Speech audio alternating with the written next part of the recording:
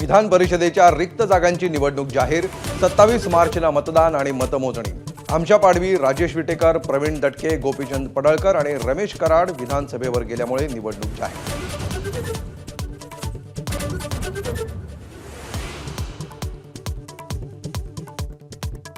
लाडक्या बहिणींना सरकारकडून महिला दिनी मिळणार गिफ्ट। 8 मार्चला फेब्रुवारी आणि मार्च महिन्याचा हप्ता जमा होणार।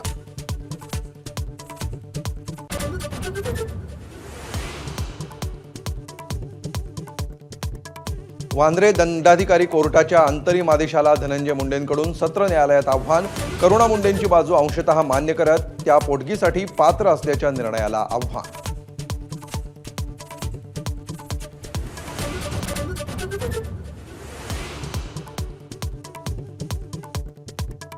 धनंजय मुंडे आणि माणिकराव कोकाटेंच्या राजीनाम्यासाठी विरोधकांची आक्रमक घोषणाबाजी।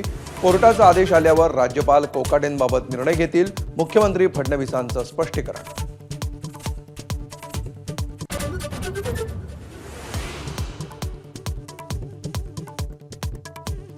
कोकाटे, फडणवीस, नार्वेकर आणि अजित पवारांमध्ये बंद दाराआड 15 मिनिटं चर्चा। कोकाटेंच्या राजीनाम्याच्या मागणीच्या पार्श्वभूमीवर भेटीला महत्त्व।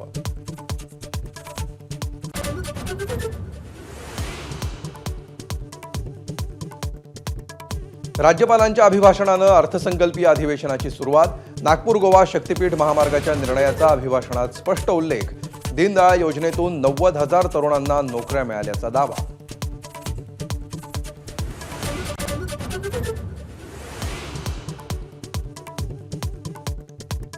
रणवीर अलाहाबादियाला पुन्हा एकदा सुप्रीम कोर्टात दिलासा।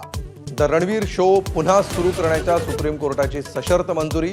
सभ्यता पाळण्याची लेखी हमी देण्याची अट।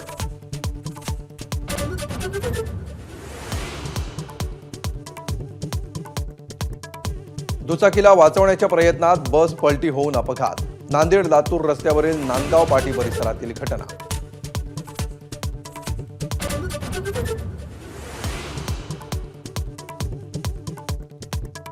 सियान बेकरचा रोमॅन्टिक कॉमेडी चित्रपट अनुरागचा ऑस्करमध्ये धुमाकूळ। सर्वोत्तम चित्रपटासह सर्वोत्तम दिग्दर्शक, अभिनेत्री आणि एडिटिंगचंही ऑस्कर पटकावलं।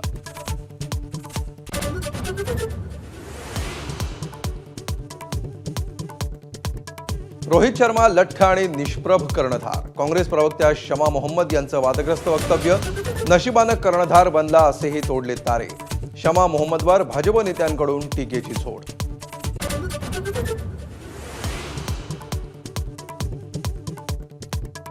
लग्नानंतर थांबू नका, लगेच मुलं जन्माला घाला। तमिळनाडूचे मुख्यमंत्री स्टॅलिन यांचा नवविवाहित जोडप्यांना सल्ला।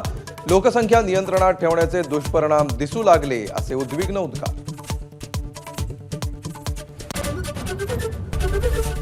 एबीपी माझा, उघडा डोळे बघा नीट।